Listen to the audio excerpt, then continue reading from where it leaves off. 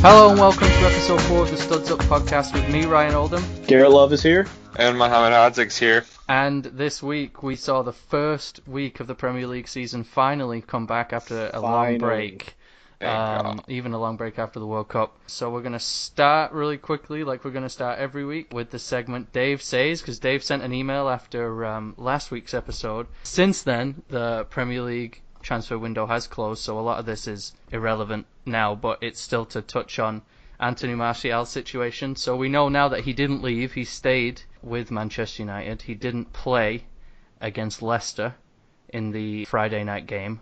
But Dave said, first of all, this week I wanted to touch on the Anthony Martial situation. Fabian Delph left the England squad in the middle of a World Cup for the birth of his child, and he's allowed to leave with the best wishes of everyone. Anthony Martial leaves in the middle of pre-season, and because he's a few days late returning, he gets fined 2 weeks' wages, and then at least 10 exclamation points from Dave.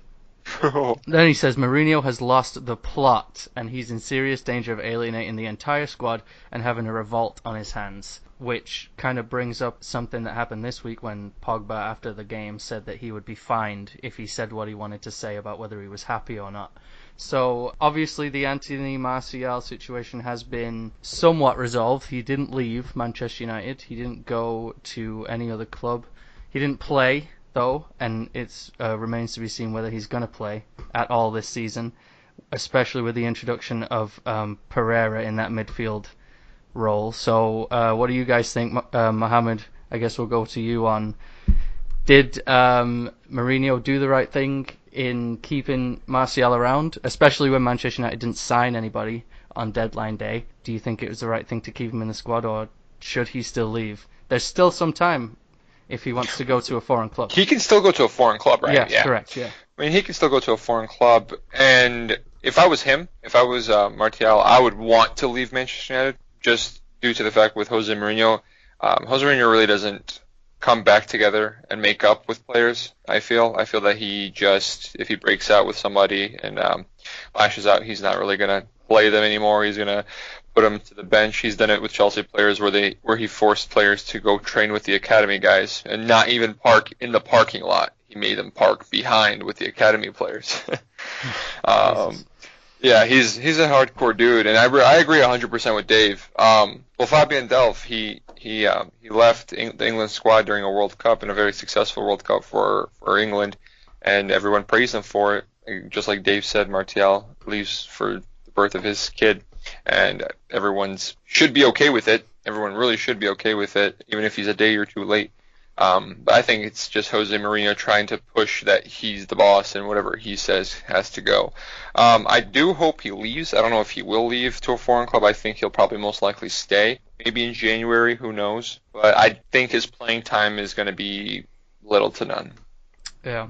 Garrett, what do you think? I think he should leave too, just because, like we talked about last week, good player, but honestly, I think the reason he didn't leave is probably his attitude. I don't think another club is going to pick him up because they don't want that attitude in the dressing room, you know? Who would? Who's just going to disrupt players and cause a scene, you know, at the first sign of him not getting a little bit of playing time. Right. I mean, and it's not the first sign, you know, he hasn't played a ton in his Manchester United career. But I think, you know, that's definitely something people are looking at is his attitude because, I mean, it's not good. So I think, you know, maybe January, but I don't think he'll leave this year or this transfer window. Yeah.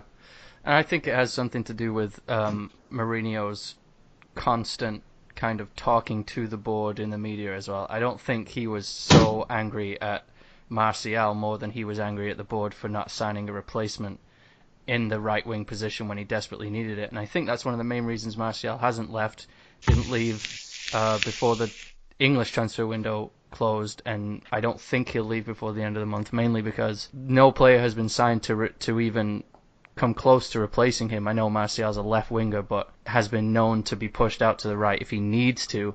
Sanchez didn't play that well against Leicester to show me anything that he can play 38 Premier League games a season on the right wing. So I think he'll stay mainly for that reason, but I think he's going to have to warm the bench for the majority of the time, yeah. I would agree. Absolutely. Okay, and then moving on, Dave did say a little bit about why Chelsea signed Rob Green. It was mostly going into the how many English players that you needed in your squad under the age of 25, over the age of 25. But he did give us his top 6 and bottom 3 predictions, which I'm going to write down along with ours in our document, and we'll see how close Dave is to us at the end of the season. He goes top 6, Manchester City finishing top. No surprises there. I think we all went for City. Liverpool second, with Spurs third. He says, as a note for Spurs, Alderweireld missed most of the last season through injury, and they didn't miss him that much. So even if he leaves, obviously this was before the transfer window closed, even if he leaves, it's not as a big loss as it's being made out to be. Number 4, he's gone for Man United. 5, Arsenal, and we'll get into that shortly. And then 6, Chelsea or West Ham, depending on any potential departures for Chelsea. We did see Thibaut Courtois leave, but he was replaced by Kepa. So not sure what Dave thinks about that now. Dave, if you want to email in again and let us know. Bottom 3, he's gone Cardiff, rock bottom, and potential new record for lowest points tally ever he goes for. I have to agree. And then Huddersfield and Watford in that bottom 3 as well. So slightly different to us. Me and Dave are pretty close. Yeah. I think you and Dave went relatively close, and you guys should date, you know. Dave's my boy. Dave, hit me up. Yeah, so Dave, shoot us an email and let us know if you've changed your mind on that Chelsea West Ham predicament in 6th. We did say last week that we could make one change to our top 6 and bottom 3 after the first week and after the transfer window closed, so we can get into that in a little bit. But cheers, Dave. And email again next week. And then if anybody else does want to email, the email address is studsupsoccershow@gmail.com. You can also contact us on Instagram and Twitter, that's studsuppod, and Facebook at studsupshow. First segment of the show. For the start of the Premier League season, we're going to talk about Arsenal and Manchester City, the game that was billed as the big game of the weekend, Sunday at 10 a.m. here. City ended up winning 2-0 pretty comfortably. Garrett, obviously City are your team, so I'm going to let you take the reins first. What did you think about the game? Did City play well? Did Arsenal play bad, or was it more of a mixture of both? Buzzing right now. It was a great game. City played really well. I think, it was... The thing that surprised me the most about City, especially at the beginning of the game, was honestly the lineup that Pep picked. I was a little surprised with a couple of the players he chose. Yeah, no De Bruyne. Right, no De Bruyne, no Leroy Sané, no David Silva. He played 2 right wingers. He was playing Raheem Sterling on the left. He played Mahrez on the right. And I will say, Mahrez answered a lot of my questions that I had about him coming into City. I think he looked like he fit into the team really well in that first game. And he looked like he was dangerous every time he got on the ball. So I was really happy with the way he played. And Bernardo Silva right now is an absolute animal. He had a great game. Fantastic. Yeah, he's had a great preseason. He had several great games. He basically single-handedly beat Bayern in the International Champions Cup. But Bernardo Silva is playing really great football right now, so I'm really enjoying watching him. Other than that, we looked a little shaky defensively at points, but it could have just been Arsenal, showing their class because they do have good players. And Arsenal played well at times, but when, and it's been the joke on, social media this week, how poorly they played out from the back. Because they were trying to do that with Petr Cech in goal. That was a terrible tactical. Did you see that own goal he almost scored? Jesus Christ. God. No, they are trying to play a City style of football, but they just don't have all of the right players to do it, I don't think. Right. They did look sharp at times, and they did have a couple really good chances on goal, but Ederson made some good saves. But all in all, I was really happy with how City played. Benjamin Mendy coming back, getting 2 assists. Great game. Great game for Mendy. Yeah. No, it was a really good game for City. I was really happy with how the boys played. I was really happy with the goals. And I was really happy we kept a clean sheet and beat Arsenal, and didn't give him the satisfaction of giving Emery a win in his first game over City. So I was really happy with the game. Good. To touch on basically what Garrett said, I think it was a fantastic show by City in general. I think they're gonna show the quality that they have. Bernardo Silva this game. I watched the highlights. He was unbelievable. He's definitely going to be a main player, and I think they really showed the quality that they have as a team, especially the depth of a team. Their depth is ridiculous. The fact that they could just sit Kevin De Bruyne, who is the best midfielder in the Premier League and one of the best in the world, how he could sit on the bench and they could still comfortably sweep a team that's not bad. You know, you could say Arsenal doesn't have the quality, but they are a good team. They have good players. They're solid players. Maybe if it wasn't Arsenal, if they all played for different teams, it would be a little different. But I guess it's the Arsenal bad luck that just draws them in. But Arsenal came on their first game with the first new manager, with the first new system that they're doing against a City squad. And I think if City would have played any team in the Premier League on their first game, they would have won. I don't think anyone could have beat them.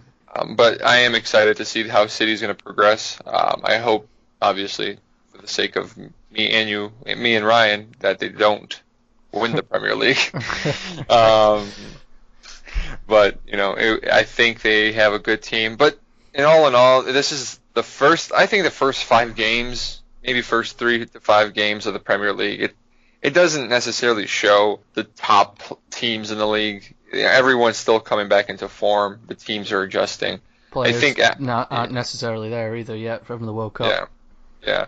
So I mean, after the 3rd or 5th game, it's going to be a different story with these players. Yeah.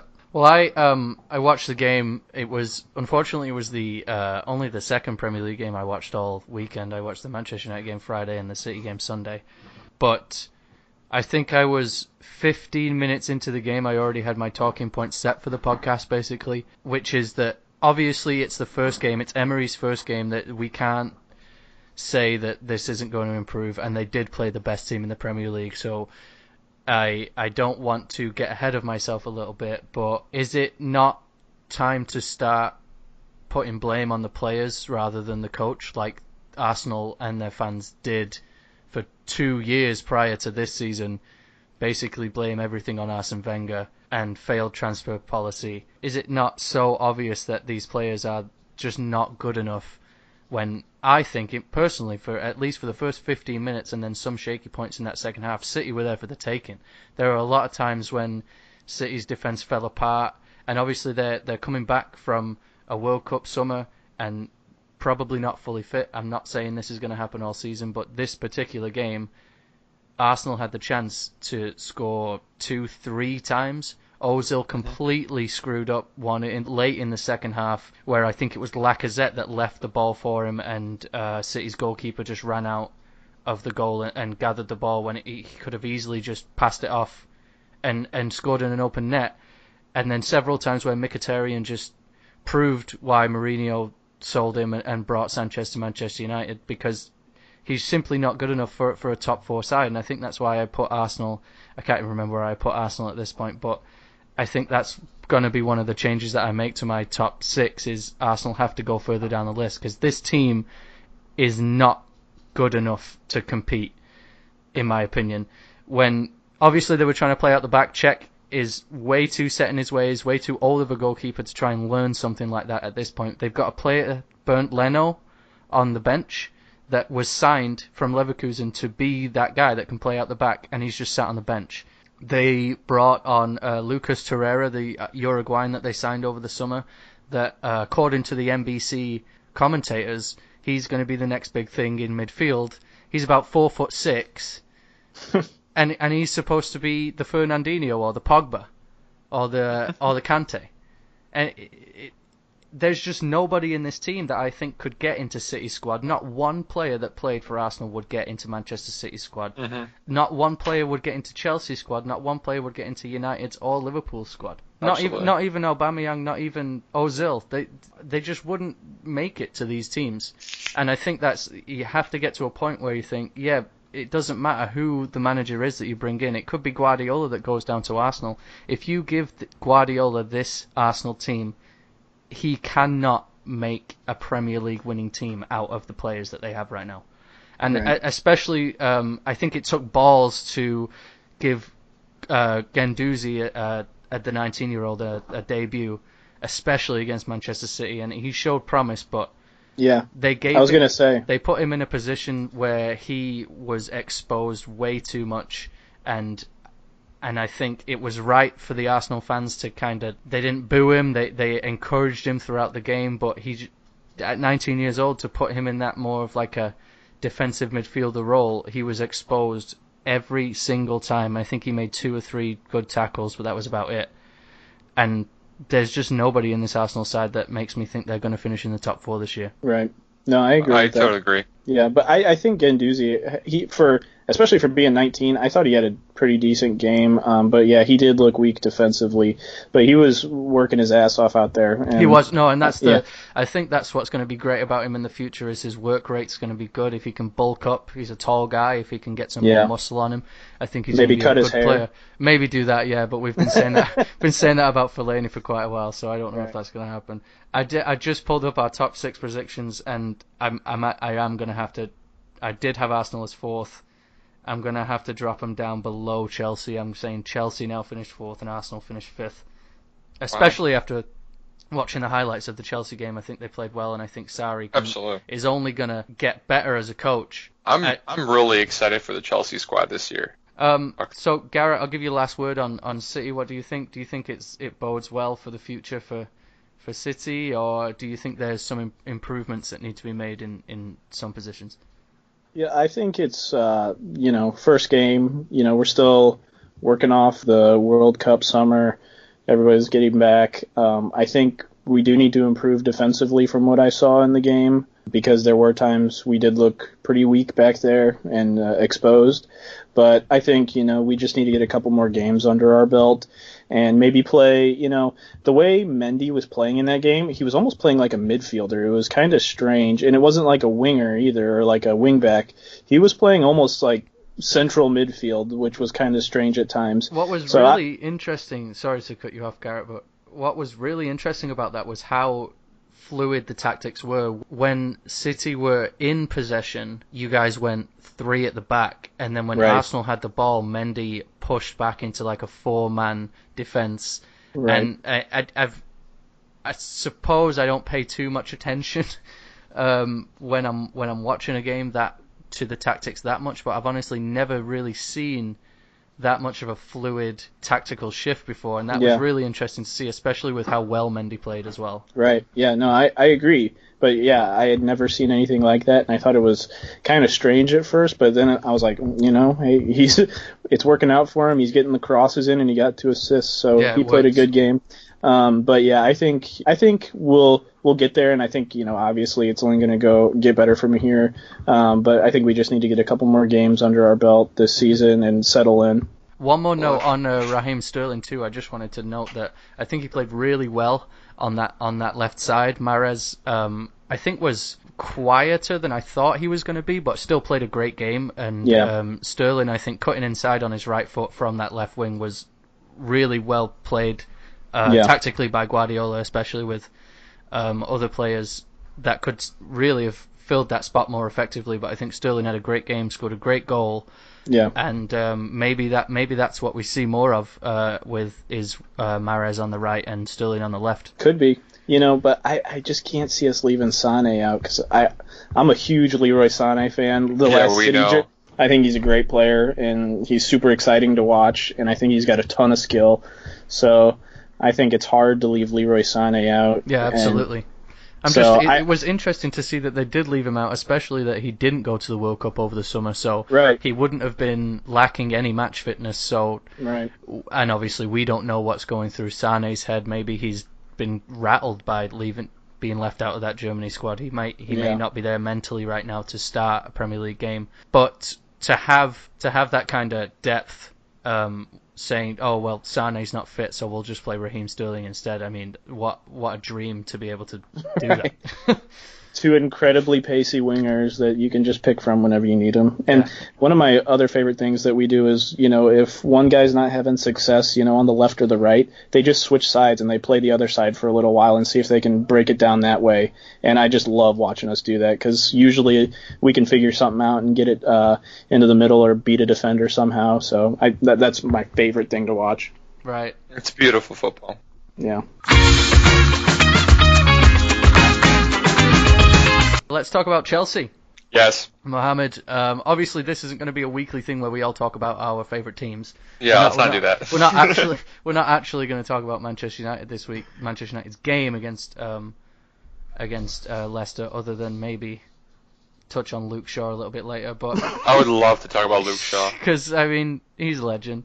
Greatest player ever lived. Chelsea beat Huddersfield 3-0 in Sarri's first game as manager. Goals from Kante, Jorginho on his debut, Pedro in the 80th minute to finish Huddersfield off. It was basically routine, Mohammed. Yeah, it was a classic. It was a simple classic win. I was really excited about this game because David Luiz started, and I think David Luiz is going to be a starter for Sarri, an actual starter.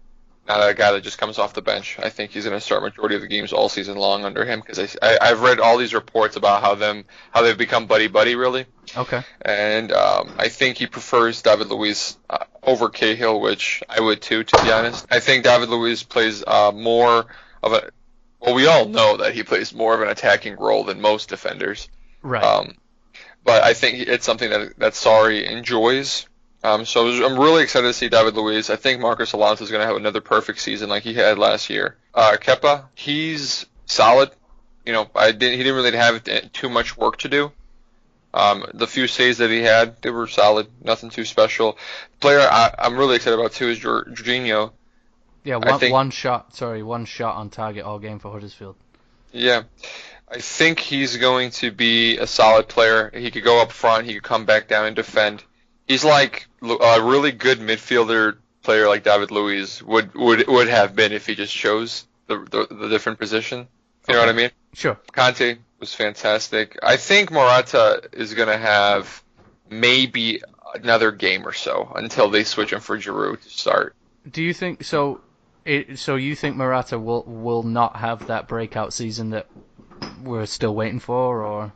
I think it's going to be a classic Fernando Torres moment where the pressure is just going to keep building, and it's going to keep building, and he's going to get distraught up front in front of the goal. When he's up front, it's 93rd minute against United for the winner, and he skies it. Yeah. Like Fernando, you know what I mean? Because he did. You know what I mean by that goal, right? Oh yeah, yes I do. Because he did mention a couple of weeks ago that he felt like he was somewhat depressed last season. He wasn't in the right frame of mind. He says he feels better, and obviously without his goal, it didn't really matter this week because 3-0, great win. Yeah. But if now we know that he's potentially susceptible to not mentally all being there, if that continues and Giroud does come in, is Giroud the option that you really want to come off the bench? No. But we spoke about in the first episode where we said that Giroud played something like 500 minutes in the World Cup, didn't have a shot on target. So yeah, he's not really the guy that can play up front on his own. He played really well in that France squad, and he did what he needed to do. Yeah, but to win. There were other players scored those goals. If you put Giroud up top on his own, I don't see that fixing a problem. Or is there even a problem? There's a problem with Morata. There doesn't seem to be a problem with Chelsea. Yeah. Well, here I think the perfect situation for Chelsea that I think they should do is drop obviously Morata. You need to drop Morata, put Eden Hazard as the main striker, like they've done before 1,000 times, and he's done it for Lille in France. He's done it before to be the center striker. The team that played this weekend, I think that's the team that Chelsea needs to use, minus Morata for Hazard and Ross Barkley for Ruben Loftus-Cheek. Okay. And I'm so happy.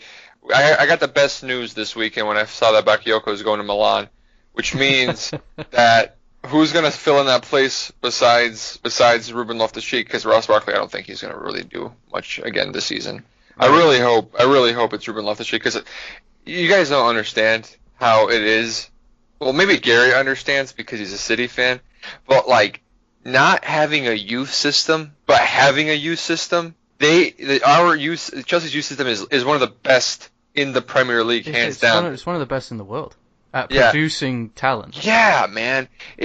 We have it, but we don't, because we produce and we pump out just unbelievably gifted players. They have one of the best youth programs in the world. Yeah. You don't know how it feels to watch just quality teams pick up your players every single season. You had Nathaniel Ake, who was like unbelievable. He was quality. He was a quality player. And then, $10 million to Bournemouth. We had Nathaniel Cook. We had so many players that were really good players, and we dropped them all because we need to buy some Spaniards. Yeah. But that's the Chelsea way. It's going to be like the Chelsea way. That's why I'm so excited that Ruben Loftus-Cheek is not leaving Chelsea this season. I don't think he's going to leave Chelsea this season. It seems like Sarri really likes him. Yeah, and I think Sarri really likes youth players, because I've watched, like, I made this point a few weeks ago, or a few podcasts ago, and I said that Chelsea managers during preseason conversation have always been about their top players at the point. Sarri did not talk about Eden Hazard situations during preseason. He didn't talk about anything else besides Ruben Loftus-Cheek and all of the other youth players that were with him, which as a Chelsea fan, that makes my heart melt.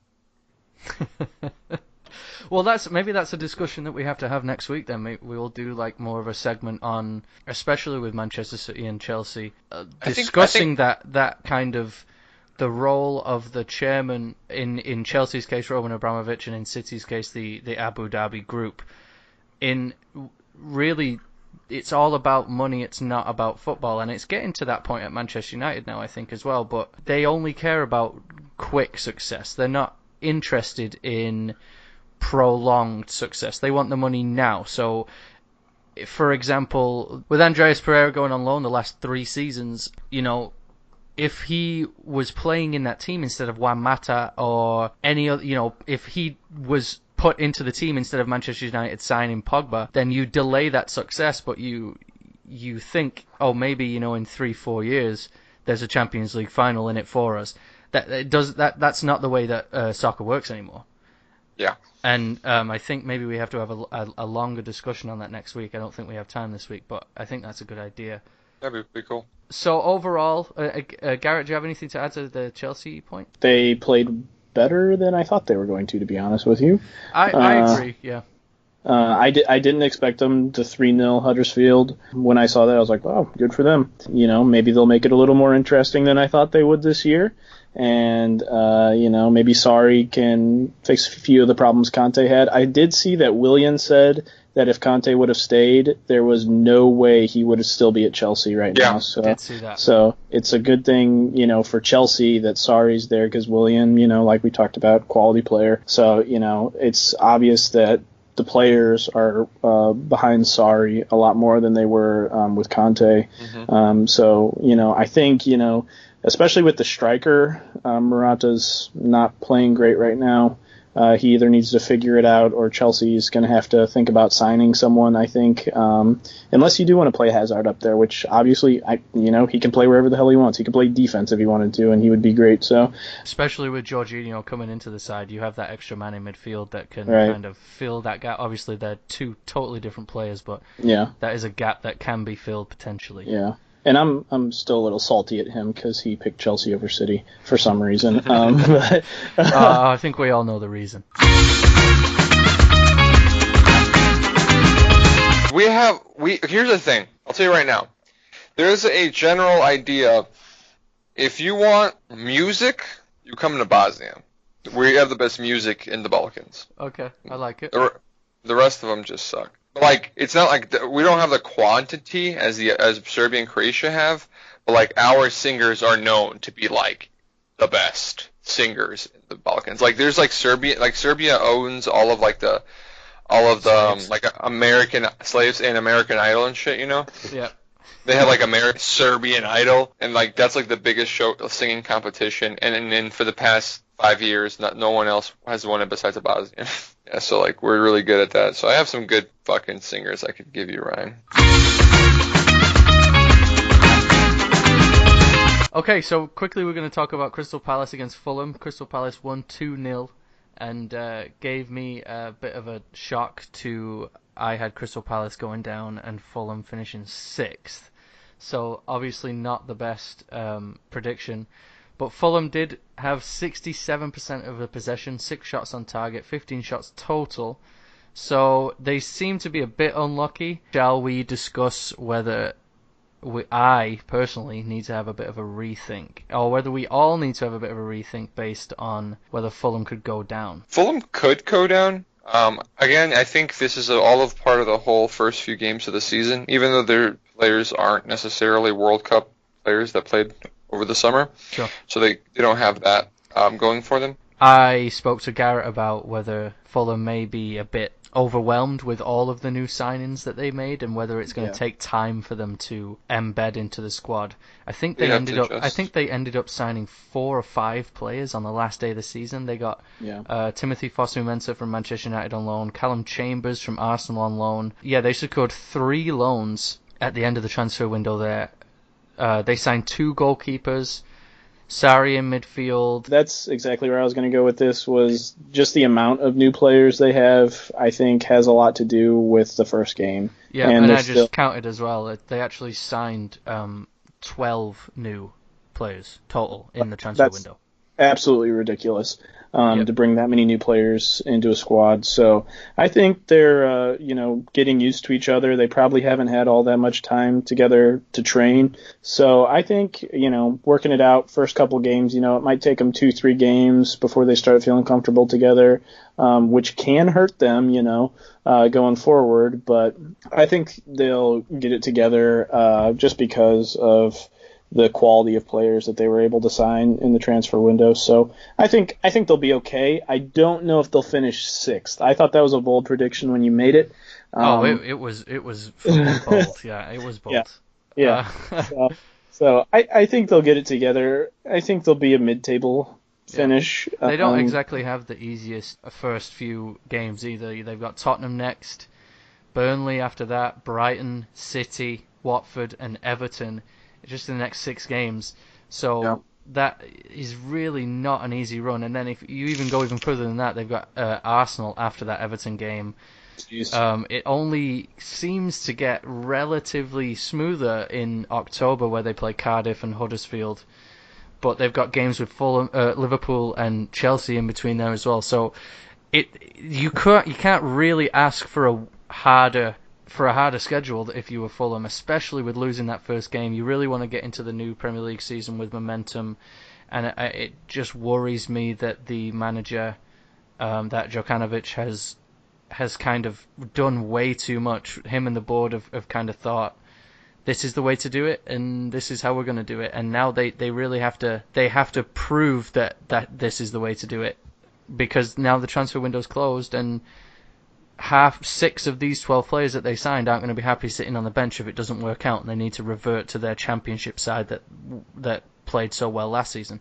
Right. It just doesn't work out like that. So they only lost 5 players total, and 2 of those were end of loans and 2 of those were free transfers. So this is an entirely new squad alongside the squad that they basically already had, that were probably very, very excited to play in the Premier League and now really won't get that opportunity. So it remains to be seen how well it's going to go, but I would hesitate to say 6th. But I am going to keep my prediction there just in case, because we've seen what we said about Leicester and we've seen what we said about Burnley. So I have to stick with it.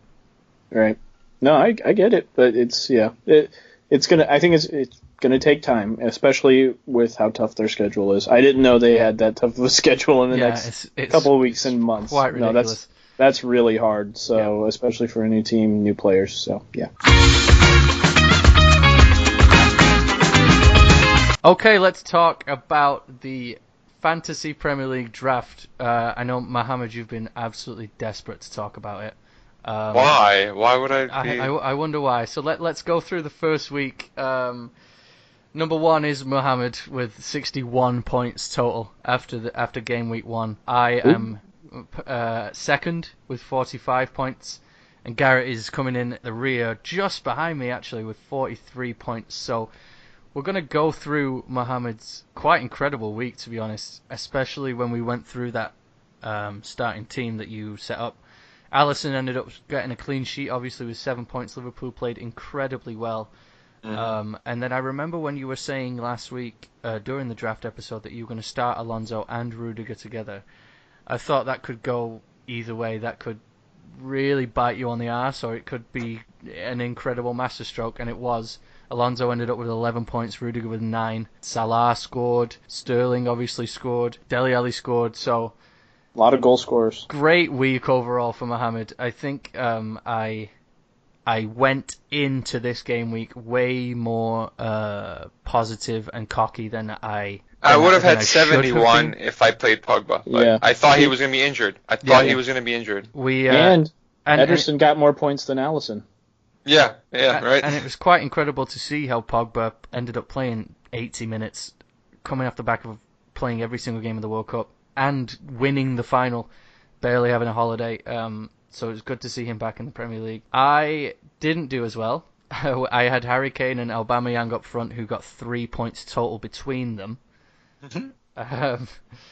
Fabianski and Net got 1. Davies got 2. Bellerin got 1. But my knight in shining armour was Luke Shaw, who proved all the haters wrong. Started at left back, came back from at least putting on 25-30 pounds over the off season, and scored a goal that just defies belief. Reminded me of Dennis Bergkamp in his prime. Got me 11 points. Mane was obviously the big one who scored 2 goals. Hazard got me 4 points. Ryan Sessegnon only got me 2. But this week I will be putting Romelu Lukaku back into the lineup and taking out Ryan Sessegnon in midfield. Garrett, you did quite well. At the back anyway, De Gea with 3, Vertonghen 11, Van Dijk 6, Azpilicueta 6. And it was kind of the midfield that fell apart for you. Sane, Eriksen, Keita, Sarri, none of them getting more than 3 points. And then Aguero and Lacazette up top.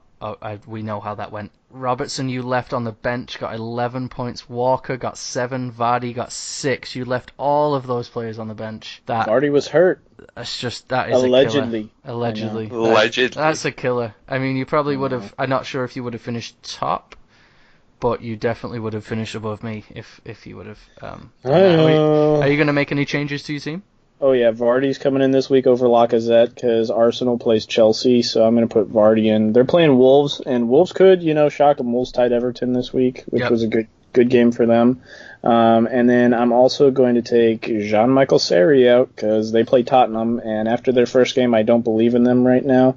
So I'm taking him out, and I'm actually going to take him out for a defender. I'm putting Robertson in because they play Crystal Palace. That's a good choice. And then looking at my team, I think I am going to take Sessegnon out and put Lukaku in. Manchester United play Brighton away.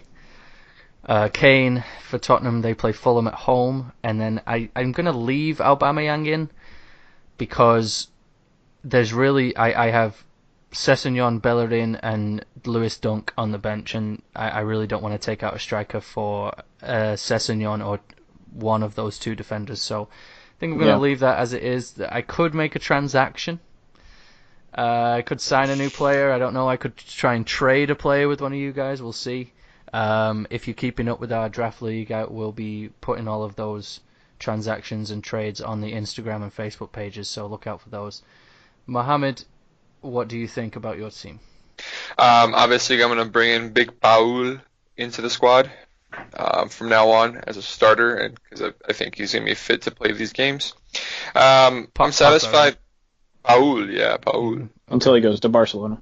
I mean, I really wouldn't care. Besides, he's in my squad. Ryan would probably. That was more of a jab at Ryan. I think I'd cancel. I think I'd cancel the podcast until next season. I'd let you guys take it on for the rest of the season. I mean, I would be pretty sad too because Paul Pogba is a fantastic player, and I would love to see him in the Premier League. I would love to see Ronaldo and Messi in the Premier League, but that's never going to happen.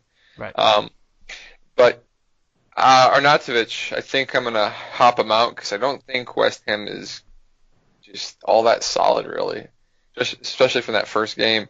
Probably going to swap out Arnautovic. That's going to be my top guy. I think my midfield is the best midfield out of all of you guys. I think that's probably the big thing I need. I need a striker. I wish I had a Kane or a Lukaku or somebody.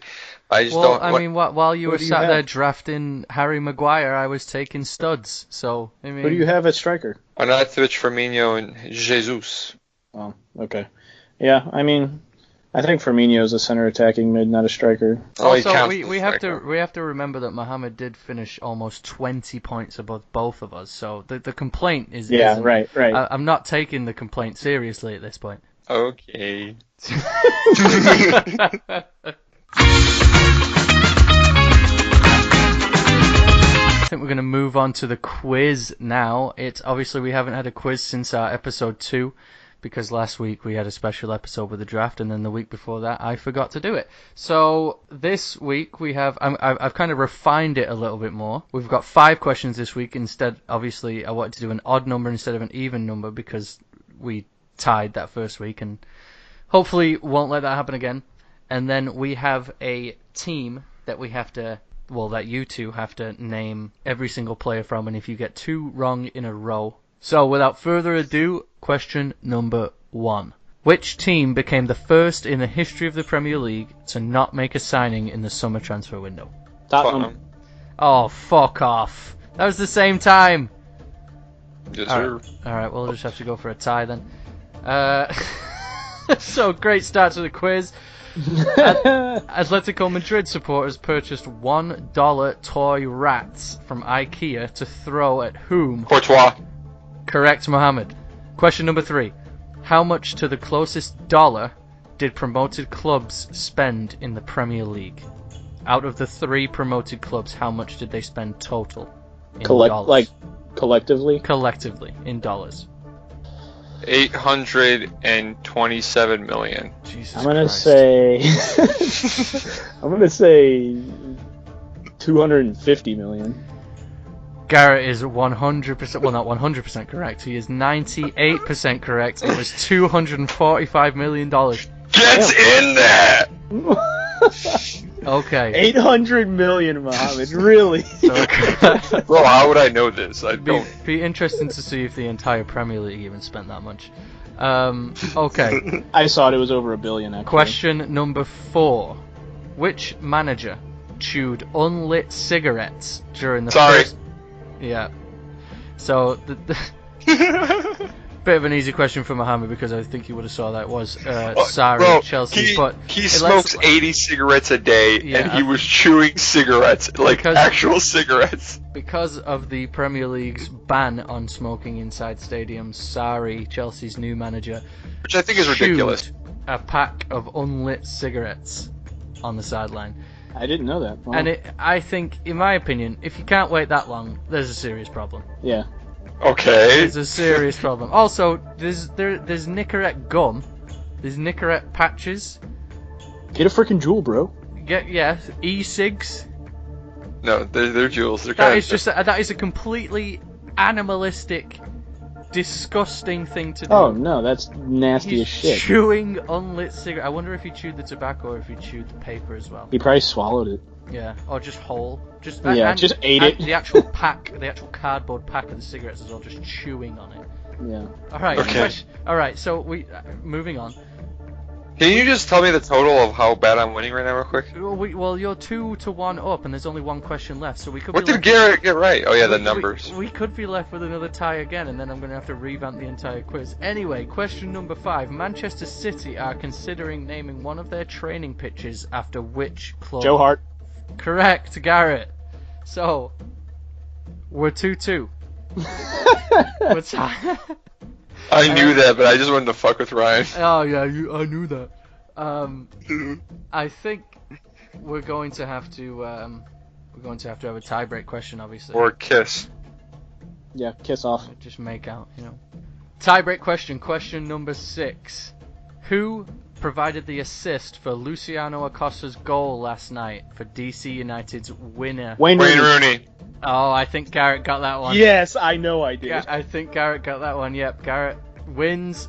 round 1 of the quiz in episode 4, which means that it's actually tied right now because Mohammed won the First one. won the squad quiz in the first one. So you now are 1-1 in quizzes, and here is the lineup that you guys will have to guess from. The year is 2006. The date is Saturday, 9th of December, and Manchester United beat Manchester City 3-1 to go 9 points clear at the top of the Premier League. Can you name each starting lineup? Since Garrett won the first round, Garrett gets his first pick.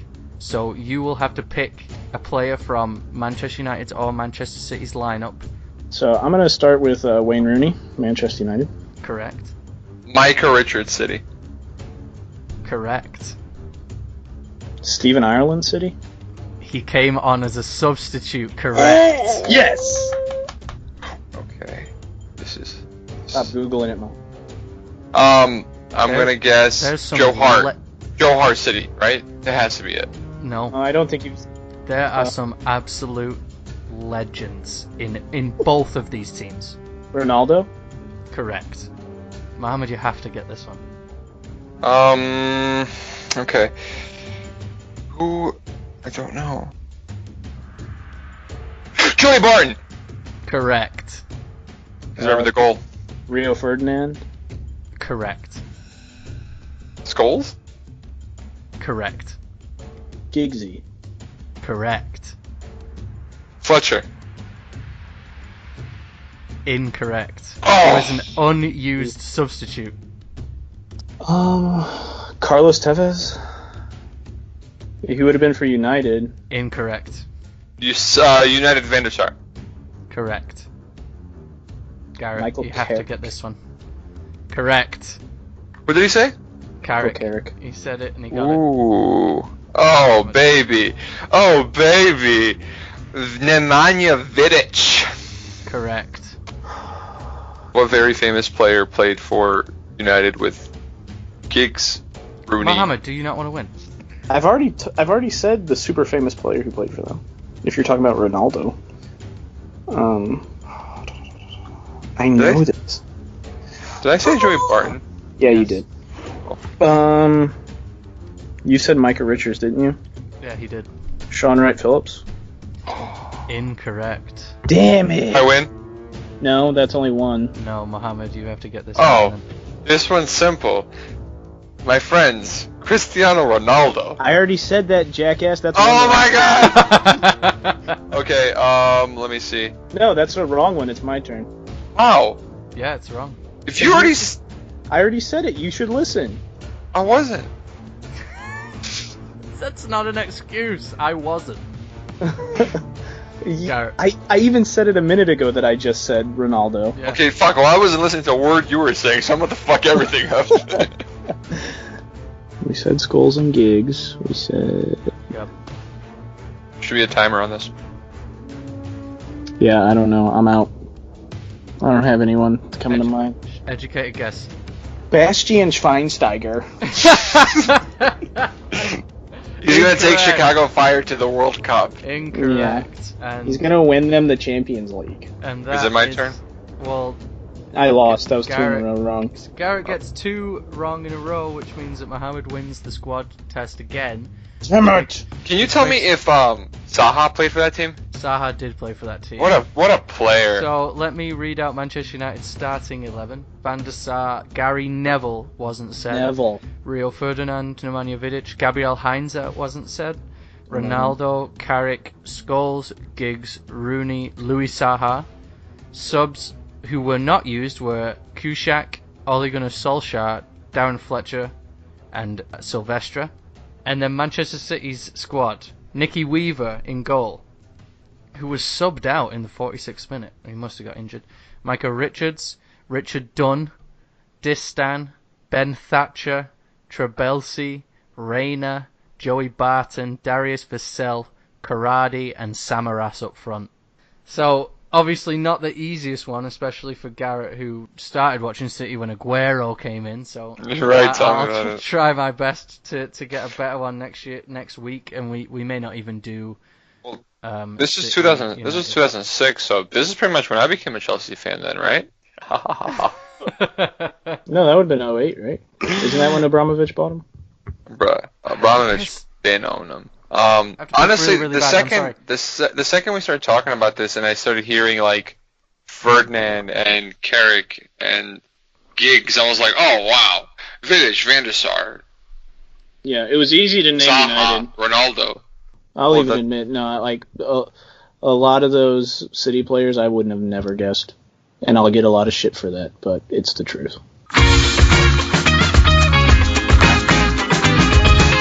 Okay, that is the end of episode 4 of Studs Up Podcast. Next week, Tottenham play Fulham, Chelsea play Arsenal in probably the biggest game of the week, and Crystal Palace play Liverpool on that Sunday game to close out the week. We have a very special guest on the podcast in the next bonus episode, but until then, we will see you next week. Goodbye. Bye, everyone.